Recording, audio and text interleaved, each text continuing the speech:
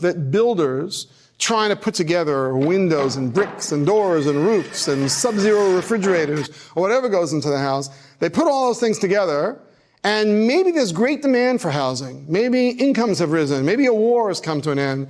Maybe somebody can sell that house for $500,000. If so, new building contractors will come in, just like bakers came into that previous market.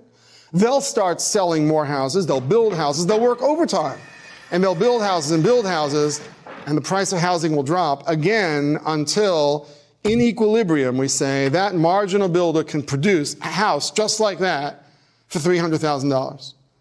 Price won't drop any further because, by assumption, no builder can show up and put together those inputs for less than $300,000. Prices are little messengers that run back and forth. When the price of the house went up to $500,000, it was as if messengers had run out and said to builders, quick, work overtime, build more houses.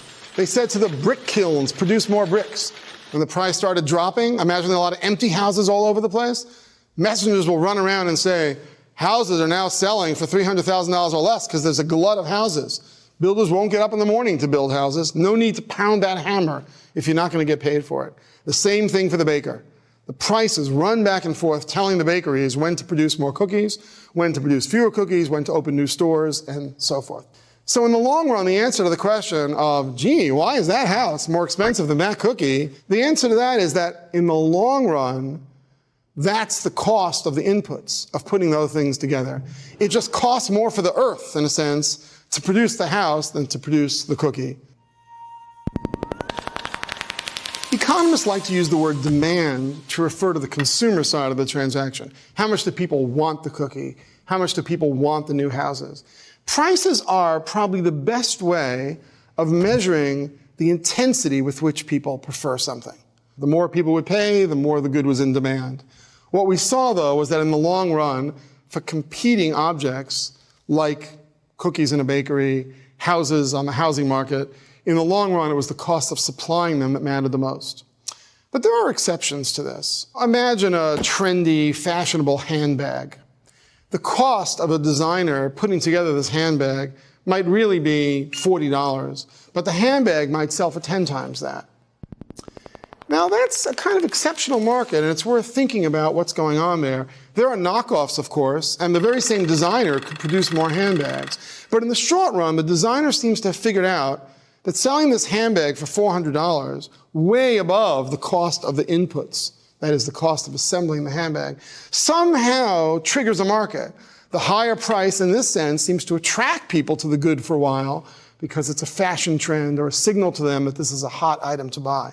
There are people who want to carry this handbag because it's unique, or there are people who are even signaling, look, I can afford a $400 handbag. Same thing with sneakers. You know, I have boring running shoes and even more boring shoes, and I pay, maybe $80 for them.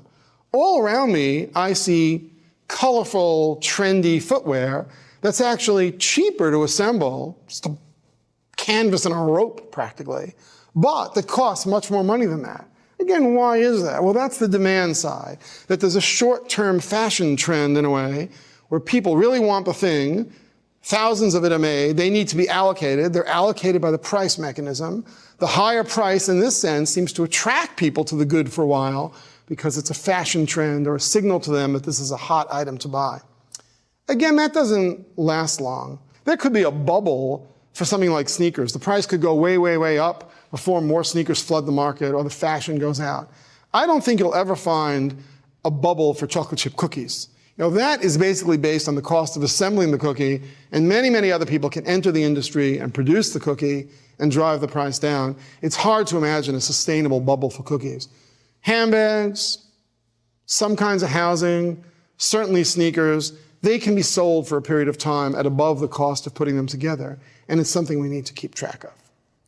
Let's think about the recent housing bubble we experienced. I think we all have the same picture, which is housing prices were going up and up. People were borrowing more and more money on these houses. Banks perhaps were too free to lend money, giving people mortgages on houses that might not have been so valuable. And eventually the housing market collapsed. People were left holding houses that really weren't worth the amount of money they had borrowed. People were walking away from the mortgages. Banks were in trouble. There was colossal financial failure. Big Wall Street firms were in trouble. The government thought it had to step in and so forth. How could such a housing bubble occur? If economics is so good, if these prices are these clever little messengers I've described, why didn't these messengers do their job? Why didn't they run back and forth and say, whoa, the price is too high, don't buy housing, don't construct more? Instead, we have people all over the country building houses, even though houses are now decaying empty in Nevada, California, Florida, and elsewhere. Something went wrong, and maybe economists are to blame. First, let me defend economists. You might say, how could economists not see the housing bubble? Economists are no better at predicting future fads than meteorologists are at predicting the weather next year, or physicists are at predicting where I'll be in 2 weeks. Economists are very, very good at knowing if the price of wheat goes up now, here's what will happen tomorrow. And they're very good at some long-term forecasting too. But knowing what will happen in the long run in a housing market turns out to be very complicated. One reason it's complicated is that people are not just buying houses to live in them. They're buying houses as an investment. They're buying houses because they're afraid that if they don't buy a house,